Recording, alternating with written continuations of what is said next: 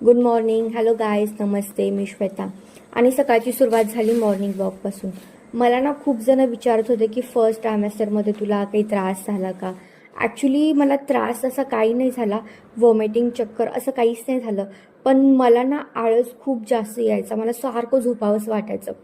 आणि जसं second trimester सुरू झाला ना, आळस पण माझा छूमंतर झाला. मग मॉर्निंग रुटीन फॉलो केलं, नाश्ता केला आणि मग केली लंचची तयारी.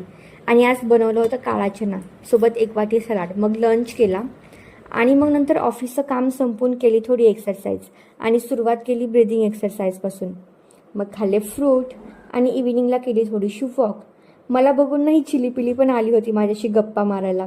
आमच्या मागच्याच कॉलनीत राहतात. मी फिरताना दिसले की लगेच पळत होतात. मग रात्री जेवण केलं आणि मग दोघांनी वॉक केली. आणि उद्या ना डोसा करायचा होता म्हणून मी दुपारीच तांदूळ आणि डाळ भिजू घातली होते. मग झोपायच्या आधी ते बारीक केलं. तर भेटूयात आपण नेक्स्ट व्लॉगमध्ये.